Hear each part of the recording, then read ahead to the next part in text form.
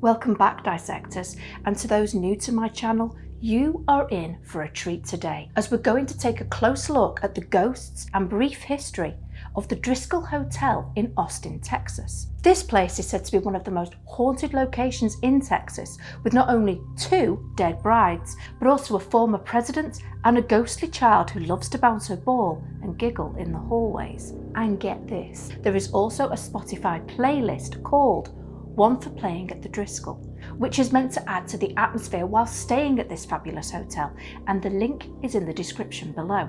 This hotel is certainly steeped in history and mystery.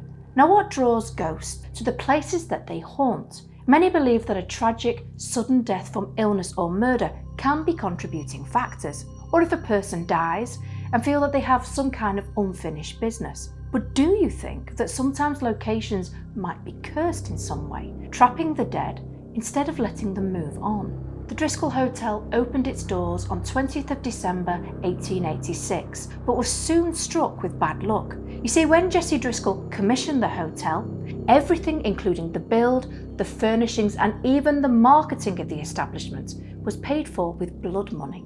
Driscoll had made his fortune off human misery, dead soldiers, and slaughtered cows, which he sold to the Confederate Army. It seems he spared no expense either, as initially the hotel had 60 steam-heated guest rooms with 4 suites. There was a large billiard room, barber shop, and bar for the men who stayed, while the women and children had additional dining rooms. But just as life seemed to be going well for Jesse Driscoll, his life fell apart with one game of poker. You see, as often happens, the blood money gave him many more opportunities in life, but instead of using this advantage for good, Driscoll blew his fortune on women, booze and gambling, with one unfortunate card game ending with him losing the deeds to the hotel. Is it any surprise that his ghost is said to haunt the Driscoll? When he was alive, he could be often found hanging out in the lobby, conversing with his guests while smoking on one of his cigars. In death, he still seems to enjoy mingling amongst the living, still puffing on his smokes. One evening, a young man woke up at about 3 a.m. to see a man standing in his room, gazing out of the window, puffing on a cigar. Shocked, the guy sat up in bed and shouted to the guy, "Hey fella, what the hell are you doing in my room?" But the guy ignored him and just continued, taking in the views of 6th Street and Brazos. Furious by now, the guy turned on the bedside lamp, but to his horror was met with nothing but the cloud of smoke still lingering in the air. Driscoll really did love his cigars, and even when the hotel became smoke-free over a decade ago, this didn't dissuade him from continuing. One evening, a security guard smelt the distinctive odour of smoke and leaned over the balcony to get a closer look at who the culprit might be.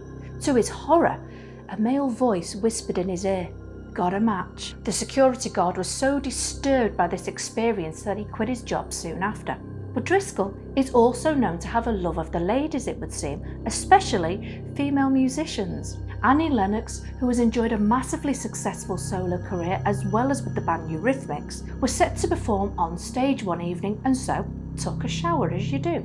But when she stepped back into her room, her outfit for the evening was picked out for her and placed on the bed by an invisible helper. Jeanette Napolitano of Concrete Blonde was so affected by his spirit one evening that she wrote the song Ghost of a Texas Ladies Man. It is said if you feel an invisible hand touching your arm or back, it is likely to be Jesse Driscoll. Now, I mentioned that the hotel also had 2 brides that haunt the Driscoll too. The first has very little known about her other than her fiancé called off the wedding, which sadly led to her killing herself in room 525. Guests have seen her spirit walking mournfully in the hallway, dressed in her Victorian wedding dress. The most famous of the 2 brides, though, died more recently in the early 1990s. Just like our first bride, her wedding was called off by the groom, and in an act of revenge, it seems, she decided to stay at the hotel and go on a bit of a shopping spree, spending, apparently, about $40,000 on his credit card. But with revenge not filling the void that she felt in her chest, she lined up her purchases along the side of the bed, pulled out a gun, and while lying in the bathtub, placed a pillow to the side of her head to muffle the sound, and then shot herself.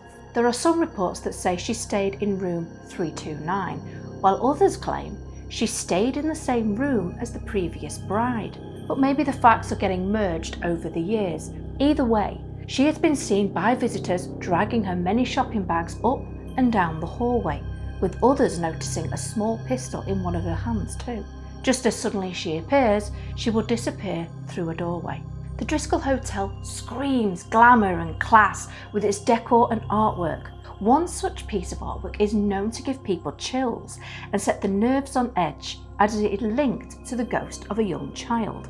In 1887, there was a function taking place that was filled with powerful people. One of those attending was a senator called Temple Lee Houston, who had brought along his young daughter.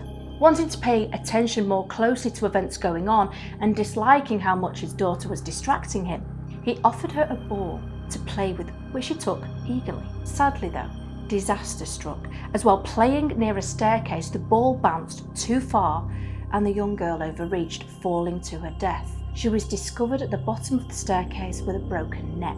Her spirit has been seen wandering the many hallways of the hotel with the sounds of laughter and a ball bouncing heard by many.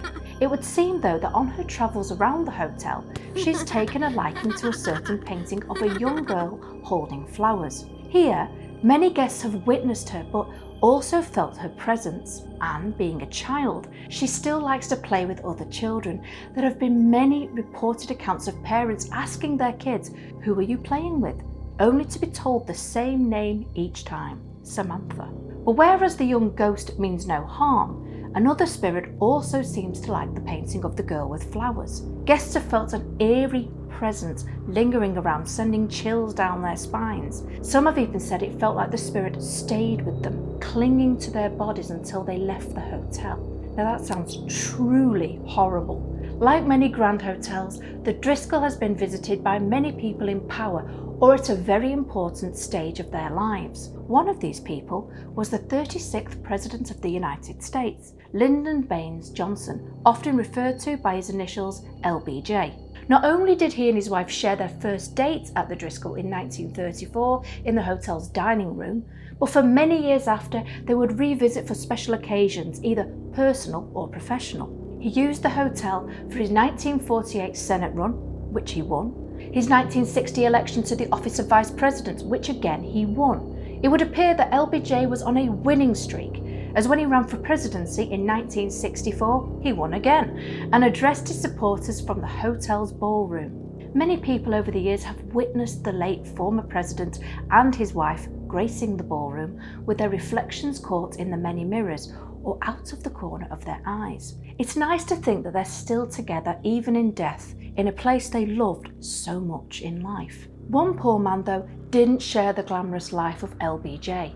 In the early 20th century, a man called Peter Lawless was stricken with grief after his wife died and decided to move into the hotel as a permanent guest. Little did he know at the time just how permanent this stay would be. While working as a ticket agent for Great Northern Railroad, he lived on the 5th floor of the Driskill Hotel for 31 years. After his death though, he has been seen on many occasions by staff and guests alike, exiting the elevator while glancing at the time. He is polite and nods to the hotel staff before his full body apparition disappears. Housekeeping staff claim that they know when he will appear too, as they get a tingling sensation all over their body before looking up and seeing him watching them work. They describe him as having black hair and wearing dark pants, white shirt and carrying a pocket watch. Again, just as suddenly as he appears, he vanishes before their eyes. Sadly, Peter Lawless doesn't appear to want to stay at the hotel though after death. Maybe he wants to get back to his beloved wife. It seems that he's been witnessed leaving the hotel and stepping in front of vehicles as if this might help him move on. Whatever the case, he's not managed to do so yet. If you are wanting to visit this fabulous hotel, it has been renovated a few times over the years and now holds 189 guest rooms. With a wonderful mix of classic and contemporary artwork throughout the hotel, it will help you to relax and forget your worries. Unless, of course, a quiet voice whispers behind your back, "Got a match?"